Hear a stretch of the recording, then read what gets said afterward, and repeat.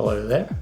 I've just finished watching Jurassic World Rebirth, and as a random person on the internet, I have some thoughts about it. So, as I was watching this film, at the very start, I felt like there was a scene right at the very start that it aims to fill you with terror, I suppose. And that is probably the most effective point in the movie where you actually feel terror. And I was thinking about why that was the case, and it didn't take me too long to realize why I felt that way. And it all comes down to basically the story and the characters, the stereotypes of those characters. You can see what the plot points are going to be as soon as you learn the setup, and it becomes very easy to see exactly how things are going to pan out from that point forward. So that very first moment in the film where you see the dinosaur and somebody gets killed, somebody gets eaten, and you think, okay, this is going to be a scary film, and then it doesn't really get any worse. That's as good as it gets, basically, in the whole film. And that's because you learn the plot, you learn the setup immediately after that. And as soon as you know the setup, then it's all downhill. There's no recovery. And the reason for that is because once you realize exactly how everything's going to fit together, you're going to learn pretty quickly who's going to live and who's going to die in this film.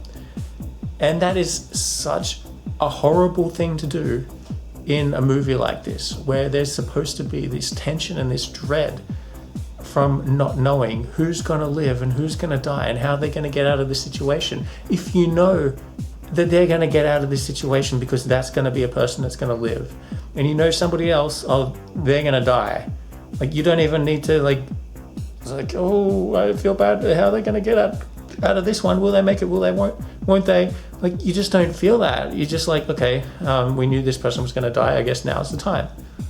And it just is so disappointing when that happens. So how is it so predictable? Well, firstly,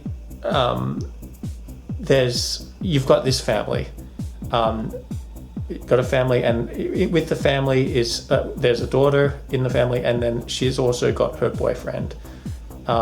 And they're on this trip on a boat, and you learn all this very early on in the film, so I'm not really spoiling anything. But the problem, everything is so obvious right from the very start. So again, it's not really spoiling what I'm gonna tell you. But if you really want to go in blind and you want to shut your brain off and not think about it at all, maybe this will be considered a spoiler. I don't know, but fair warning, right? So when you see this boyfriend and the dad, they do not get along well at all, which is, I suppose, not unheard of in movies for sure. But they really make this boy look like he's a really lazy, selfish teenager, right? And so the father just can't stand him, sees no good qualities about this guy.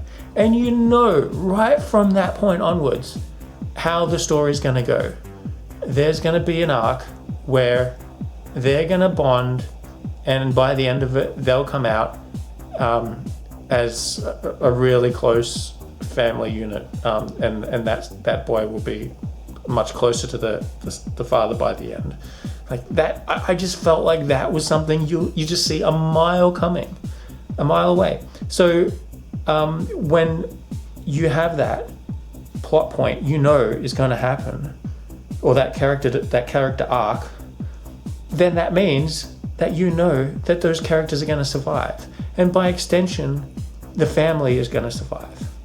So I knew that family was untouchable right from the very start. No matter what they did, they were going to survive.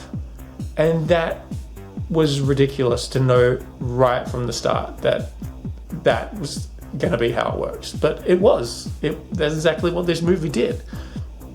And then there was some other characters that they had scenes in them that were very personal, very, they really focused a lot of the film on those particular characters. So you knew they were the main focus, and you knew everybody else wasn't the main focus. So you could tell from that who was going to live and who was going to die, except for one guy who was, we'll call him the baddie, because corporate greed, all he cares about is money, and he's the guy who will sacrifice the lives of anybody else as long as he gets money and he's okay, right? So we've seen that guy in movies a million times before, and this movie has that guy.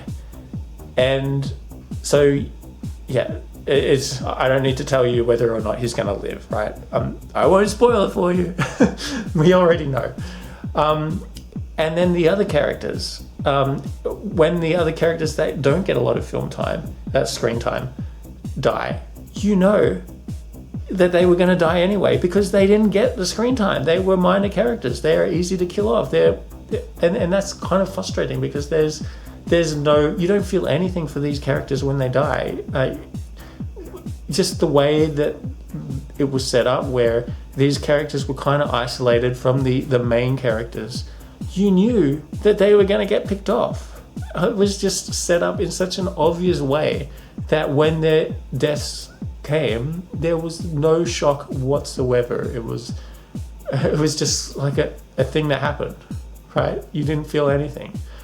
That was really frustrating that they did it in that way. They could have, especially when we saw so much dread right from the start of the film, and we didn't know anything about those characters. Except for that, they were doing some dodgy experiments. But even then, we felt more terror because we didn't really know exactly if everybody was going to live or going to die. We knew we're in the dark at that point. Whereas now we've got some clues we can make educated guesses, and we kind of have a good idea about what's going to happen. So then there is a couple of other things that I really didn't like about the film. One was that they do the fake death thing, right? And it's not even a good fake death because it's one, just like in many films, I suppose. But this is one that you just know is going to happen, don't you, Chip? You know, because this character has had so much story arc, or it's not story arc, so much screen time, I should say, and he's obviously got that. He's one of the main characters. We all know that there's a deep emotional connection between two of the main characters, and then one guy, he goes off to sacrifice himself to help the other people survive, and then unlike every other death in the film, the camera does not show, even though they make this so dramatic, the camera never actually shows this person getting eaten by the dinosaur. They show it really close to getting eaten, but then they don't show the final thing. And that is unlike all of the other deaths that we've seen to this point. All the other deaths, they have not shied away from either showing the people getting eaten by the dinosaurs directly, or at least seeing like them getting pulled away, and then a big pool of blood on the ground. Right? So the fact that they didn't do either of those things for this particular person, you just knew that they survived. There was no doubt in the audience's mind that that person lived. And they just did that so they can have their happy ending.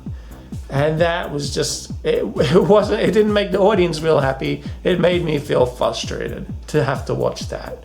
That was just so annoying, but it just felt like a waste of time. It's like, go back and get him, like when the other people were escaping, because you know he's still alive. Another frustrating thing about the film was they do the thing where, okay, their boat crashes on the island full of dinosaurs, and then they have to, it's like, okay, well, how are they going to get out of this one? oh, don't worry, there's a helicopter who's coming to pick us up. We just have to go to this abandoned town, and they'll meet us there at this particular time. So we just got to complete the mission by then, go there, and then they'll pick us up. No big deal. Well, what do you think is going to happen when that helicopter gets there? Do you think it's just going to pick them up and they'll fly away, end of film? Or do you think it will be like nearly every other film where all of these helicopters get destroyed because something happens? Well, I won't spoil it for you. I'll let you use your imagination there. Yeah, incredibly frustrating. Like, why even have a scene when it's so obvious what's going to happen? Like, why even have the helicopter there in the first place? They could have left some tension open and made the characters and the audience wonder, oh, how are they going to get out of this one? But they didn't do anything. They except for this. It's like, oh, well, that particular thing didn't work out. But, oh, here's another convenient way off the island. Just a few, like, minutes after, maybe just a few seconds after the thing happens that stops the helicopter from picking them up. So, again, just... It's like, it seems like such a missed opportunity, and it's even worse than a missed opportunity because it's just a frustrating thing for the characters so for the audience to witness. It just feels like it feels like it's disrespecting the audience's intelligence, really. So, at the end of the day, what did I think about Jurassic World Rebirth?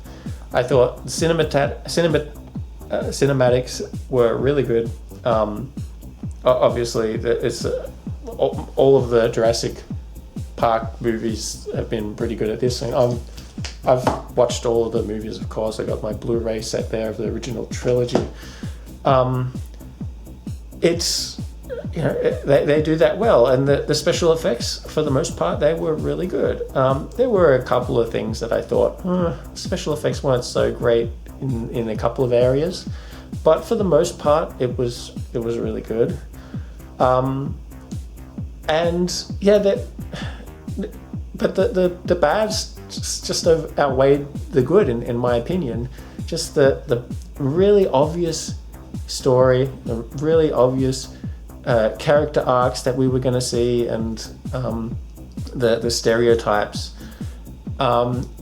Just so, I mean, I get it. People are there to see people getting eaten by dinosaurs, but we didn't even see that much of that happen. We saw, I think, 4 or 5 people die in the whole film, and that was it. And it wasn't. I don't think it was that short of a film, was it? It was like, I forgot what the runtime is. Maybe it was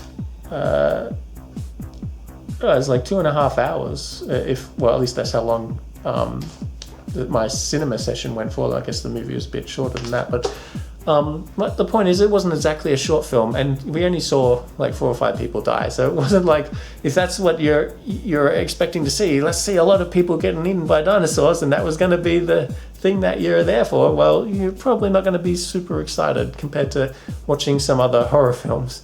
It got an M rating, so it was kind of like, it's not quite a family-friendly film, but it's, you know, it wasn't exactly super terrifying either. And again, it was really just that first scene in the movie that actually felt like genuinely terrifying.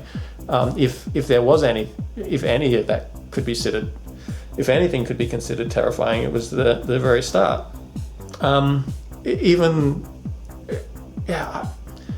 So anyway, I've ranted enough. Those were my thoughts about it. It kind of felt like a McDonald's Happy Meal or something. If you're into that sort of thing, if you're eating a Happy Meal, you know exactly what you're going to get. You didn't pay very much for it. You're not going to really even remember it in a week's time. But, you know, if you're down for that, then, you know, it is what it is. That's Jurassic World Rebirth. Anyway, that's one random person on the internet's thoughts. Have a good day and take care.